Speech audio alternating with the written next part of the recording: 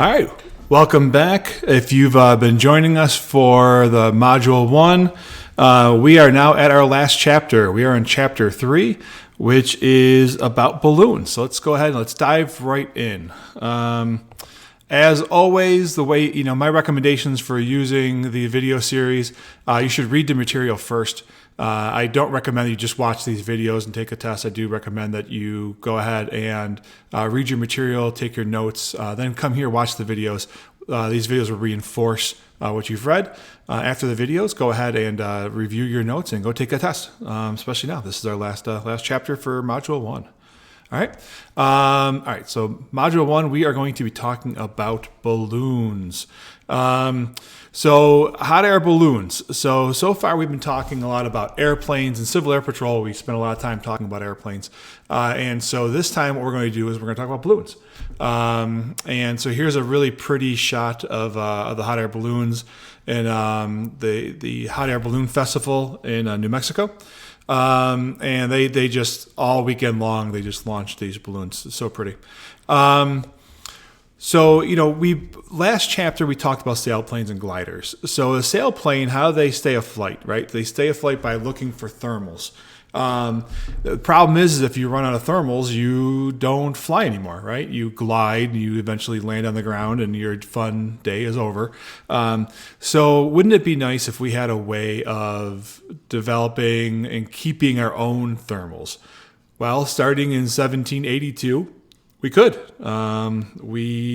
They created balloons, and that's exactly what a balloon is. A balloon is a device that allows you to heat the air inside, and the air rises, but you're kind of capturing that hot air, and you're riding with it. So, in Chapter 1, right, we looked at the Wright brothers. That's who we talk about all the time, the famous Wright brothers.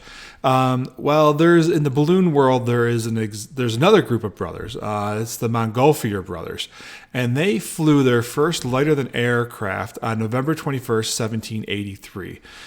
Inside the balloon were two pilots, not the inventors, not the brothers, and their flight lasted 25 minutes, and it went 5 miles across the skies of Paris, France. So that was pretty exciting. So how does a balloon fly? It's all about buoyancy. So if you look at a boat on the ocean, why does it not sink to the ground or to the bottom of the sea? Right? It's because it's buoyant.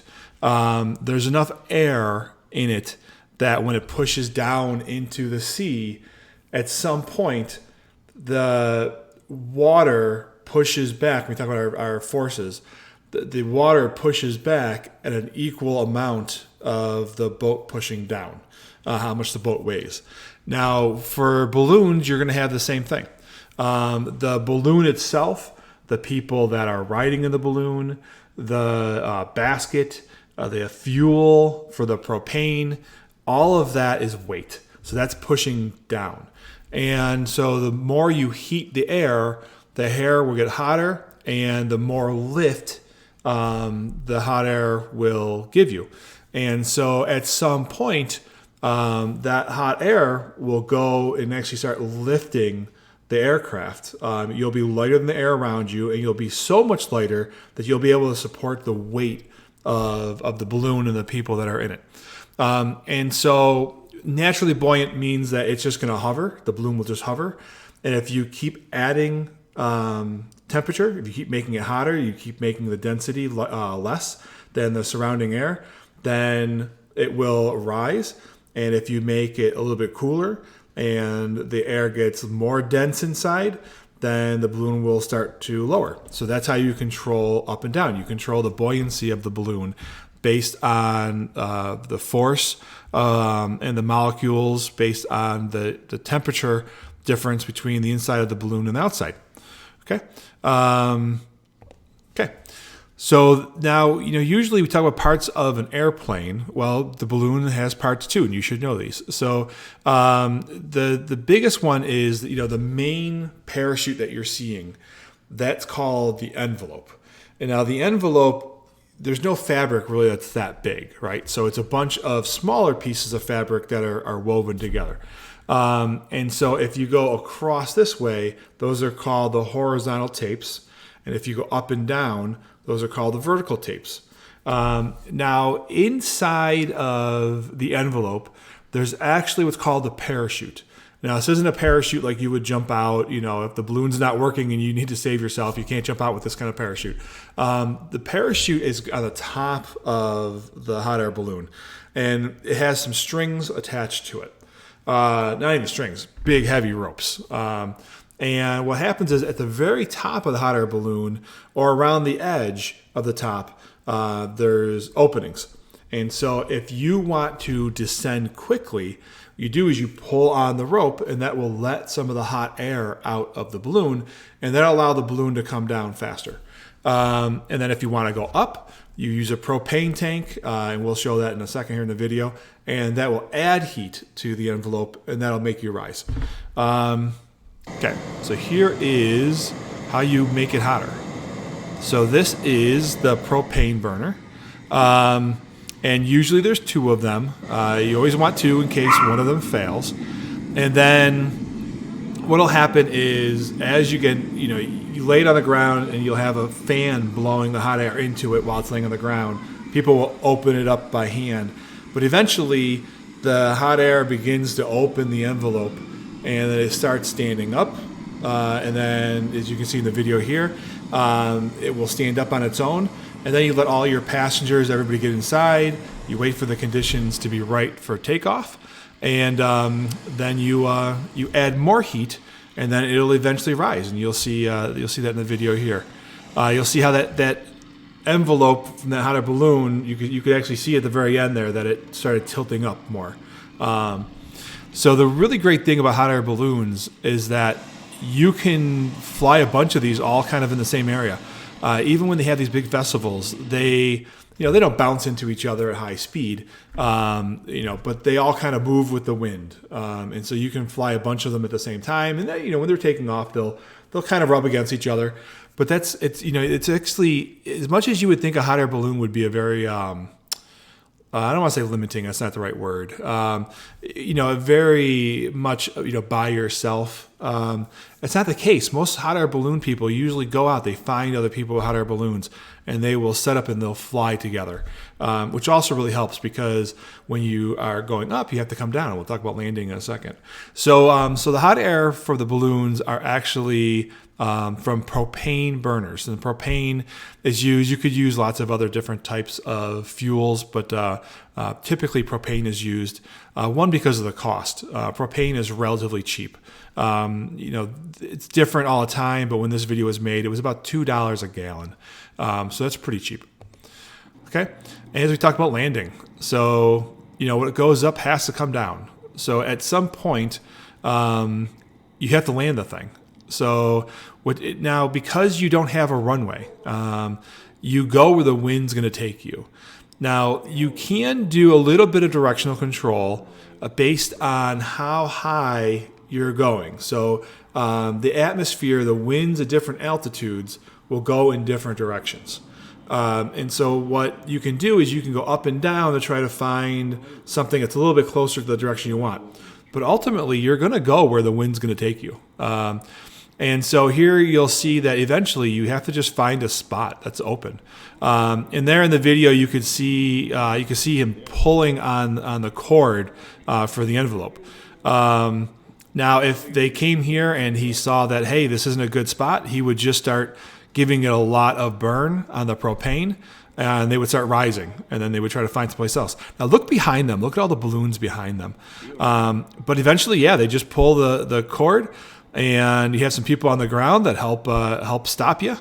And you yank on that cord, and you let as much hot air out as you can, and that'll stop you from going up. Also, you'll see that the people jumped onto the basket because in addition to losing the heat, if you add weight, that's going to push your buoyancy down as well. So that'll help it so the balloon just doesn't keep going up and skipping across the ground. So ballooning, especially when you're talking about landing, is a team effort. When you go to land, you have to have a team on the ground to help you land it. Could you land by yourself? You probably could, but you would probably land it harder than if you had a team around. And besides, you need a truck and a van to take it down and drive to where you're going to go. You're not at an airport where your car's parked. So the other thing too is you really want to make sure that you are respectful of people and property. You may very well have to land in somebody's backyard if they have a big backyard. I saw a video where somebody had to land in a Walmart parking lot, and the ground crew literally had to push a couple of ask a couple of the drivers not to park where they were going to park because the hot air balloon was going to land there. And again, you can't. It's not like an airplane where you can just do a little bit of control. You're going to land where that hot air balloon, where the wind is taking you. So there's times where, right in front of you, there might be a car, but there might be a big opening to the right of it. Too bad. You can't get to the right of it. You're going to go where the wind takes you. So sometimes you have to just kind of land where you can find an opening. Sometimes that's on a side street. It's not busy. Sometimes it's in somebody's backyard. So you just have to be really respectful. I've seen some balloonists, they actually carry little gifts. So if they do land in somebody's yard, they can get a list. The other thing I thought was interesting too is when I took a look at some of the other people's landings, when they make a decision to land, and if they pull really hard on that parachute, that balloon comes down pretty quick. So for instance, this person who landed in the Walmart parking lot that I saw, there was a row of trees, and so he had to hover it above the tree, and there wasn't that much room. He was kind of going to land it in the corner of the parking lot. There wasn't that much room until he got to the other side of the parking lot with the other trees. And so as soon as he broke that one line of trees, he just yanked on that rope, and that thing came poof, right down. So it's good to see. Haven't seen how they land the hot air balloons.